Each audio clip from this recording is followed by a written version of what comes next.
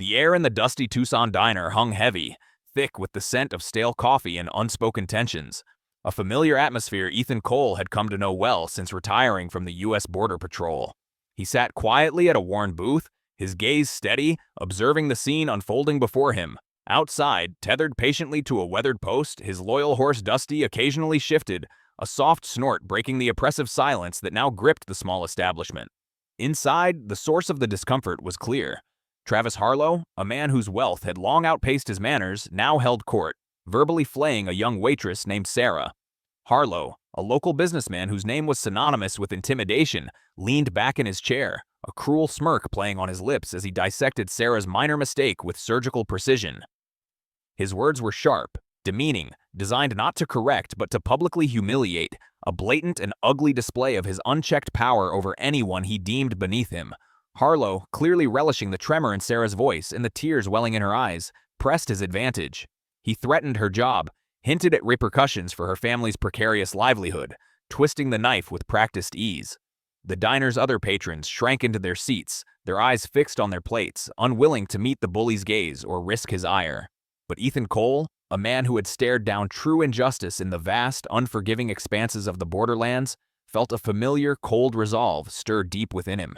He moved slowly, deliberately, pushing himself up from the booth, his movements economical, every inch of his retired lawman's frame radiating a quiet authority. His eyes, sharp and unwavering, fixed on Harlow, cutting through the manufactured drama. With a calm, measured tone that sliced through the diner's suffocating silence, he simply stated, "That's enough, Harlow. Leave her be." His quiet defiance was a shockwave, rippling through the room, silencing even Harlow, who was utterly unaccustomed to such an unexpected challenge. Enraged by this open rebuke, Harlow's face flushed crimson. He immediately pulled out his phone, dialing the local sheriff, a man widely known to be firmly entrenched on his payroll, fabricating a ludicrous story of assault and disturbance against Ethan. Within minutes, the wail of sirens cut through the desert quiet, and Sheriff Brody, a man whose once honest face was now perpetually grim, strode into the diner. His gaze, shifty and uncomfortable, studiously avoided Ethan's. Without so much as a perfunctory question or a moment of proper investigation, Brody barked orders for Ethan's arrest. Then, with a chilling disregard for custom and decency, he added the shocking command to impound Dusty, the loyal horse, as if he were mere property in a dispute. As Ethan was led away, the cold steel of handcuffs chafing his wrists, he locked eyes with Harlow. A flicker of cold, resolute determination passed between them, a silent promise hanging in the air. Ethan's mind, clear and focused, formed a single, potent thought. Some walls are built on sand, Harlow.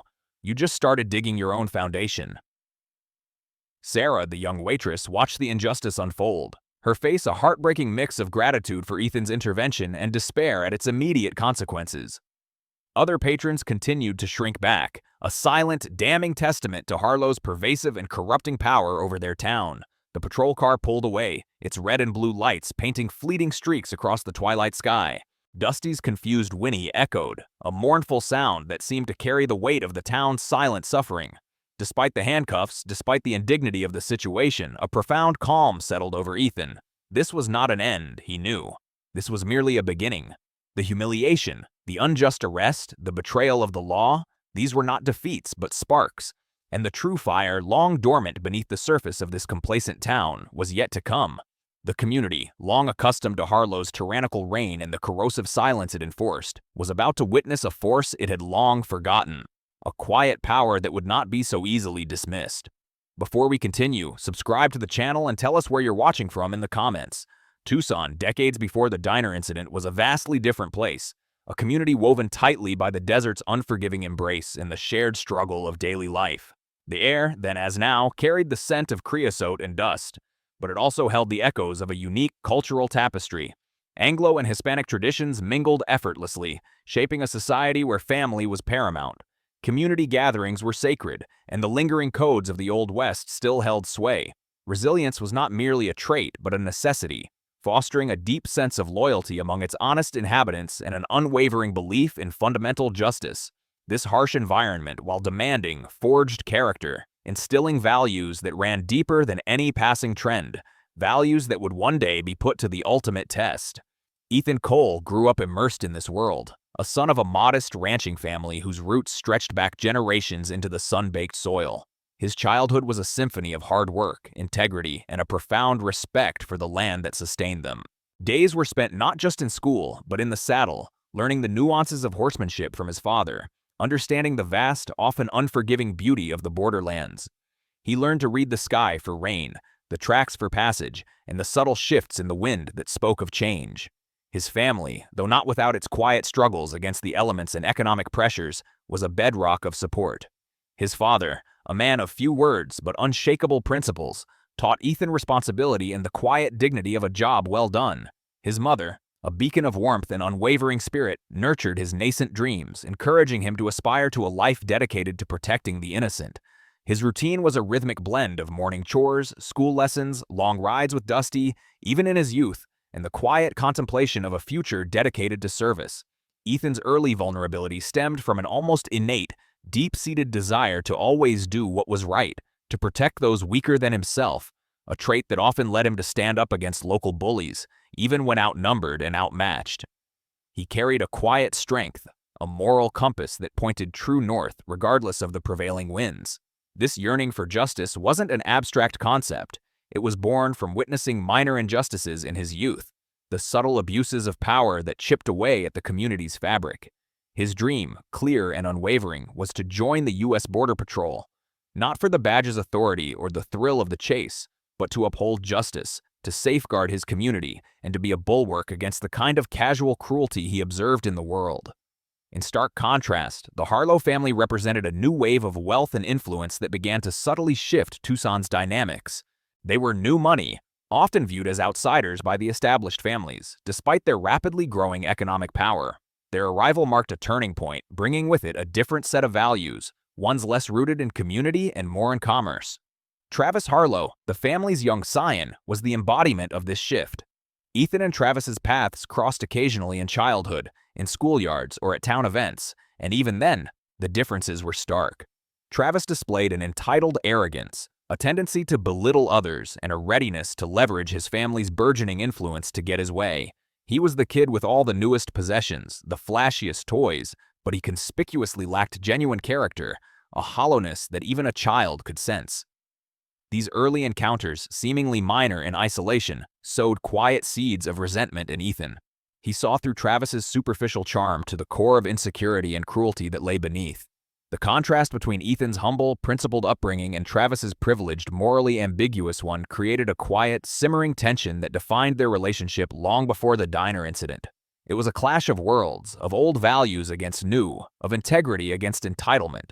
This shared history established a clear, unspoken dynamic. Ethan, the nascent protector of the common man, and Travis, the burgeoning embodiment of unchecked power. The confrontation in the diner was not an isolated outburst, but the latest, most public chapter in a long-standing narrative of class, character, and the struggle for dignity, in a town slowly but inexorably being reshaped by the corrosive influence of money and power. The stage had been set for this conflict decades ago, brick by brick, slight by slight. The deep-seated animosity between Ethan Cole and Travis Harlow wasn't born from a single dramatic clash, but rather from a slow, insidious erosion of respect and fairness that festered over decades. Their relationship, or what little remained of it, was a landscape scarred by a series of subtle, persistent wounds, each one a testament to Harlow's ingrained entitlement and Ethan's quiet, growing disillusionment. One memory, sharp as a desert thorn, stood out from their youth. Ethan, always diligent and hardworking, had secured a verbal agreement with Travis to collaborate on a small irrigation project for a struggling local farm, a community effort that promised a modest income for both.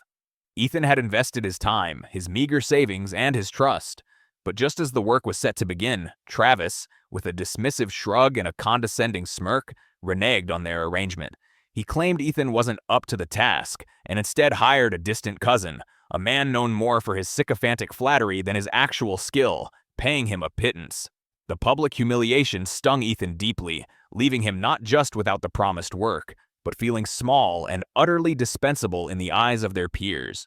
Travis, of course, presented it as a simple business decision, oblivious or uncaring of the emotional wreckage he left behind. Years later, as Ethan sought to expand his family's modest ranching operations, securing a much-needed loan, Travis's influence again cast a long shadow. Whispers began circulating through town, subtle but damaging, questioning Ethan's financial acumen and even the health of his herd. These rumors, never directly traceable to Travis but always emanating from his social orbit, subtly undermined Ethan's reputation and credibility among the local bankers and old money families. While Travis maintained a facade of polite indifference, occasionally offering a backhanded compliment that felt more like an insult, Ethan knew precisely where the poison originated. It was a silent war of attrition, fought with veiled threats and carefully placed suggestions, designed to block Ethan from opportunities and keep him firmly beneath Harlow's heel. Ethan also bore witness to countless moments of blatant injustice, all orchestrated or enabled by Travis. He recalled a heated dispute over a communal grazing pasture, where Travis, by twisting facts and leveraging his family's deep pockets, managed to claim exclusive rights, leaving smaller ranchers like Ethan's family with fewer resources. Another instance involved a bar fight that broke out one sweltering summer night. A mutual acquaintance, a young man from a poor family, was arrested and faced severe charges for a minor scuffle, while Travis, who had instigated the entire brawl, simply walked away, his family's lawyers and the compliant Sheriff Brody ensuring he faced no consequences. Ethan had seen this disparity time and again. Minor infractions committed by Harlow or his cronies were magically erased, while others, particularly those without means, faced the full, unyielding force of the law. This constant, glaring double standard fueled Ethan's sense of injustice, slowly hardening his resolve. These events were not isolated incidents but were woven into the very fabric of Tucson as it transitioned from a rugged frontier town to a burgeoning city. Water rights, land ownership, and local politics were increasingly intertwined with personal power and inherited wealth. The Old West mentality of self-reliance and honor clashed violently with the rising tide of corporate influence. The diner where Sarah worked, a place that had once been a beloved local hub, was now struggling, overshadowed by Harlow's expanding enterprises, making his public harassment of Sarah not just cruel, but symbolic of the broader pressures on the community. Sheriff Brody's consistent leniency towards Harlow was an open secret, a symptom of the town's shifting moral compass, openly acknowledged in hushed tones but never challenged. The incident in the diner, therefore, was no accident, no random outburst. It was the culmination of years of Travis's entitled behavior, his casual cruelty, and Ethan's quiet, simmering observation.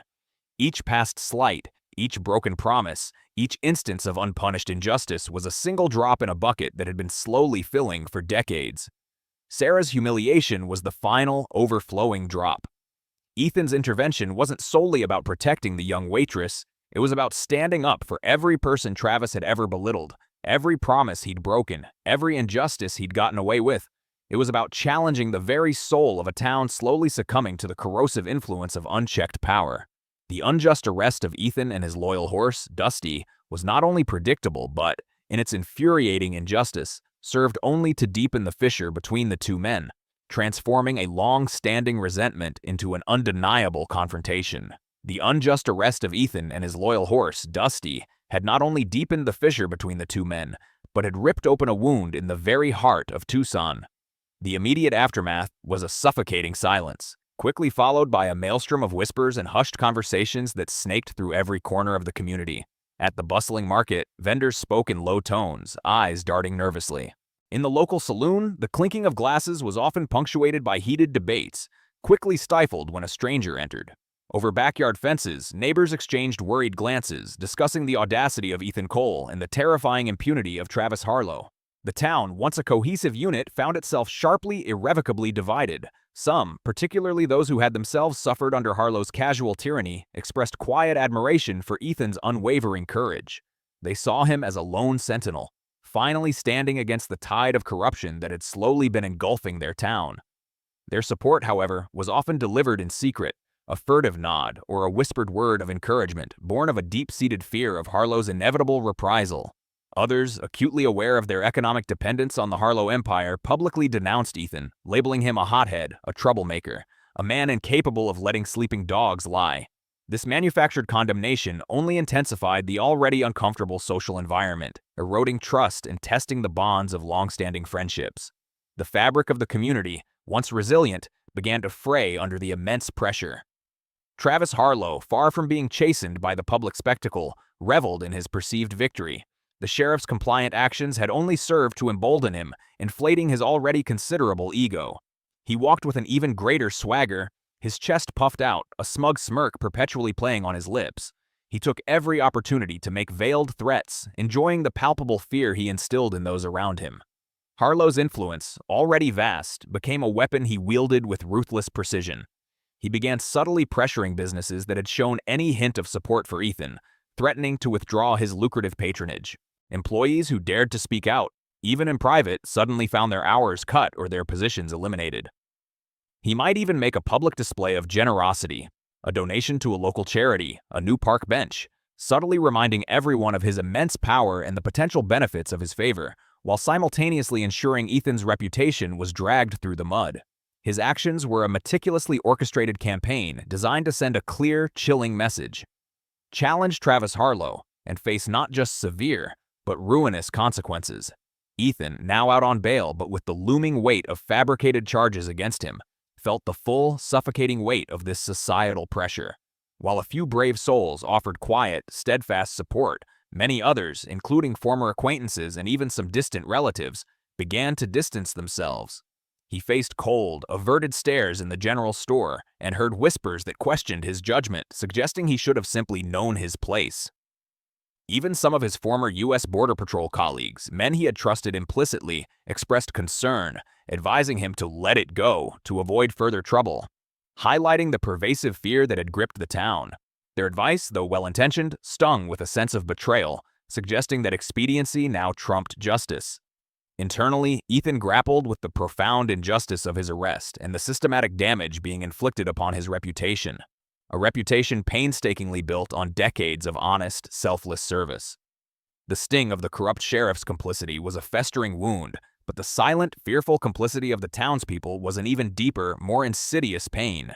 He felt a profound sense of suffocation, not merely from the impending legal battle, but from the moral decay he witnessed around him. A decay that seemed to be consuming the very soul of the community he had sworn to protect. This period was characterized by an almost unbearable emotional burden.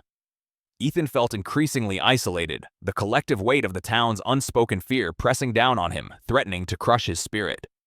He reflected on his past as a Border Patrol agent, a time when the lines between right and wrong were often stark, clear, and unyielding. Now, in his own hometown, those lines were blurred, distorted, and twisted by the insidious influence of money and unchecked power. This intense feeling of helplessness and frustration, coupled with a deep-seated anger at the erosion of justice, brought him to a critical juncture. The quiet, resolute man was being pushed to his absolute limit, and he knew, with a certainty that chilled him to the bone, that something had to break. The question was not if, but when and how he would respond to this profound challenge. The immediate aftermath of Ethan's arrest plunged Tucson into an uneasy silence, a tense quiet that hummed beneath the surface of everyday life. News of the incident at the diner, amplified by the shocking impoundment of Dusty, spread like wildfire through the community. It wasn't merely a local skirmish. It was a brazen challenge to the unspoken rules that governed their desert town, a direct affront to the quiet dignity many still clung to. Whispers, initially furtive, soon blossomed into hushed conversations over market stalls, across garden fences, and in the dim corners of the local saloon. The town found itself sharply divided, its loyalties tested. Some, remembering Ethan's quiet integrity and selfless acts over the years, openly condemned Harlow's actions, their voices low but firm, expressing a quiet admiration for Ethan's unexpected courage. They spoke of the old ways and the principle of standing up for what was right, even when the odds seemed insurmountable. Yet, an equally potent undercurrent of fear permeated the air. Many others, acutely aware of Harlow's pervasive influence and his long reach, publicly distanced themselves from Ethan's cause, some even denouncing him as a reckless troublemaker, a hothead who invited unnecessary conflict. They worried about their livelihoods, their businesses, and their families. Knowing full well the financial leverage Harlow wielded, this created a deeply uncomfortable social environment, one where trust eroded quickly and long-standing friendships, once thought unbreakable, were now strained and tested.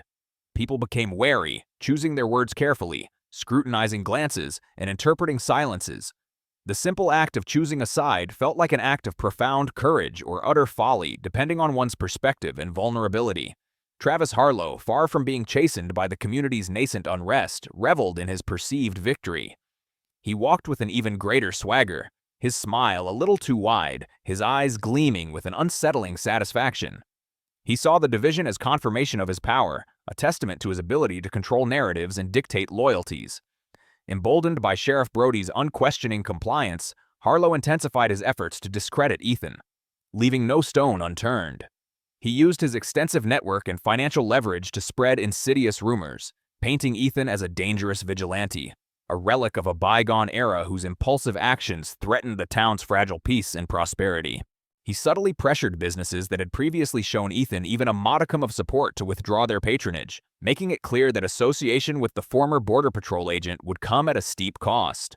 Employees who dared to speak out, or even express a modicum of sympathy for Ethan, found themselves facing sudden, unexplained dismissals or reduced hours. The town's economic dependence on Harlow's burgeoning enterprises became a powerful, suffocating weapon, effectively forcing people into a terrified, resentful silence. Harlow's actions were meticulously designed to send a clear, unequivocal message: challenge him and face severe, inescapable consequences. He made a conspicuous public display of generosity, donating large sums to community projects and hosting lavish charity events, all while ensuring his name was prominently attached. These acts, though superficially benevolent, served as constant, chilling reminders of his immense power, subtly reinforcing his control over the town's purse strings and its future. Simultaneously, behind the scenes, he ensured that Ethan's reputation was systematically dragged through the mud, his good name tarnished with every whisper and every carefully placed article in the local paper, which Harlow also owned. Ethan, now out on bail, with the grim specter of legal charges hanging over his head, felt the full, suffocating weight of this societal pressure. He moved through his days with a stoic resolve, but the judgment, both overt and subtle, was undeniable. While a few brave souls offered quiet, heartfelt support, many others, including former acquaintances and even some distant relatives, chose to distance themselves, their gazes averted, their greetings clipped. He faced cold stares in public, overheard whispers that questioned his judgment, his sanity, and his future. Even some of his former Border Patrol colleagues, men he had trusted implicitly in life-or-death situations, expressed concern, advising him to let it go, to not rock the boat, highlighting the pervasive, corrosive fear that Harlow had so effectively instilled. Internally, Ethan grappled fiercely with the profound injustice of his arrest and the deliberate, malicious damage being inflicted upon his reputation, a reputation painstakingly built on years of honest, selfless service to his country and community. He felt the bitter sting of betrayal from the corrupt Sheriff Brody, a man he had once considered a colleague, and the silent, complicit fear of a town he had always strived to protect. There was a profound sense of suffocation, not just from the looming legal battle, but from the moral decay he saw festering around him, consuming the very soul of Tucson. He reflected on his past as a Border Patrol agent, a life where the lines between right and wrong were often stark, clear, and unyielding, etched into the vast, unforgiving landscape he patrolled. Now, in his own hometown, those vital lines were blurred, distorted, and ultimately erased by the insidious influence of money and unchecked power. This intense feeling of helplessness, this deep frustration at the erosion of justice, brought him to the precipice of a decision, a silent, burning resolve that would either break him or forge him anew. The weight of his isolation, the crushing burden of the town's unspoken fear, pressed down on him, pushing him towards a reckoning. The unjust arrest of Ethan and his loyal horse, Dusty, had indeed transformed a long-standing resentment into an undeniable confrontation, but its immediate aftermath plunged Tucson into an atmosphere thick with palpable tension. A tremor ran through the community, far more profound than any minor diner dispute might suggest. The sight of Ethan Cole, a retired Border Patrol veteran, a man known for his quiet integrity, being led away in handcuffs, his horse impounded, sent shockwaves that reverberated from the dusty market stalls to the polished counters of the town's newest establishments. Whispers, initially hushed and cautious, soon intensified into fervent discussions at the local saloon, over shared fences, and in the quiet corners of the church. Tucson found itself sharply divided. On one side stood those who openly, albeit sometimes quietly, condemned Harlow's actions, expressing a burgeoning admiration for Ethan's audacious courage. They remembered a time when justice wasn't so easily bought, when a man's word and character held more weight than his bank account. Yet, a larger faction, gripped by a pervasive fear of Harlow's inevitable reprisal, publicly denounced Ethan, quick to label him a reckless troublemaker, a hothead clinging to a bygone era. This created a deeply uncomfortable social environment where trust began to erode, and long-standing friendships, once forged in the crucible of desert life, were tested and, in some cases, irrevocably fractured. The very fabric of the community, once tightly woven, began to fray under the strain. Travis Harlow, far from being chastened by the ripple effect of his actions, reveled in his perceived victory. Emboldened by Sheriff Brody's unquestioning compliance, he intensified his efforts to discredit Ethan. He used his considerable influence to spread insidious rumors, painting Ethan as a dangerous vigilante, a man unhinged and living in the past, a relic of an era that Tucson had supposedly outgrown. Harlow subtly pressured businesses that had previously offered Ethan or his family patronage to withdraw their support, their owners receiving thinly veiled threats regarding their own licenses or supply chains. Employees who dared to voice even a murmur of dissent found themselves facing sudden, unexplained layoffs. The town's increasing economic dependence on Harlow's burgeoning enterprises became his most potent weapon, a silent, suffocating force that coerced people into frightened silence. He walked with an even greater swagger, his smile a little too wide, his eyes gleaming with a predatory satisfaction, making veiled threats and basking in the fear he so effectively instilled. He even made a public display of generosity, donating a substantial sum to a local charity in his family's name, a calculated move designed to remind everyone of his power while simultaneously ensuring Ethan's reputation was dragged through the mud. His every action was designed to send an unequivocal message: challenge Travis Harlow and face severe, undeniable consequences. Ethan, now out on bail but with the looming weight of fabricated charges, felt the full, crushing force of this societal pressure. While a loyal few offered quiet, steadfast support, many others, including former acquaintances and even some distant relatives, conspicuously distanced themselves. He faced cold, averted gazes in public or heard hushed whispers that questioned his judgment, his sanity, even his patriotism. Even some of his former Border Patrol colleagues, men who had once stood shoulder to shoulder with him against real dangers, expressed concern, advising him to let it go, to not make waves, highlighting the insidious reach of Harlow's influence and the pervasive fear that had gripped the town. Ethan grappled with the profound injustice of his arrest and the deliberate damage to his reputation, a reputation painstakingly built on years of honest, selfless service. He felt the bitter sting of betrayal from the corrupt sheriff and the silent complicity of a town that seemed to have forgotten its own moral compass. There was a profound sense of suffocation, not just from the suffocating legal battle that lay ahead, but from the moral decay he witnessed around him. He reflected on his past as a Border Patrol agent, where the lines of right and wrong, though often dangerous, were at least stark and clear. Now, in his own town, those lines had been irrevocably blurred by money and unchecked power. This intense feeling of helplessness, frustration, and isolation brought him to a precipice, a point where the quiet resolve that had always defined him threatened to crack under the immense pressure. The immense pressure, the suffocating injustice, brought Ethan to a precipice, a point where the quiet resolve that had always defined him threatened to crack. But instead of breaking, something hardened within him. The frustration coalesced into a cold, unwavering determination. He wouldn't just let it go. He wouldn't stand by and watch his town, his home, be consumed by the very corruption he had spent a lifetime fighting on the border. This wasn't just about him anymore. It was about every person Harlow had trampled, every principle he had violated, every thread of decency he had unraveled in Tucson. Ethan decided then and there that he would fight back, not with the violence Travis Harlow might expect, but with the undeniable, relentless force of truth. His first step was meticulous and methodical, a skill honed during his years with Border Patrol. He began to discreetly gather evidence, piecing together the fragments of Harlow's illicit dealings that had long been whispered about but never proven. He delved into public records, uncovering discrepancies in land deals and zoning permits that favored Harlow's companies. He spoke in hushed tones with former employees, many of whom had suffered under Harlow's tyrannical management but were too afraid to speak out.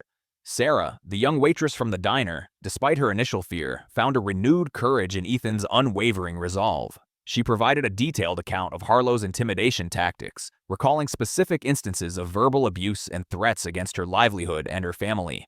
Other courageous individuals, inspired by Ethan's quiet strength, slowly came forward, offering testimonies of unfair labor practices, withheld wages, and subtle blackmail.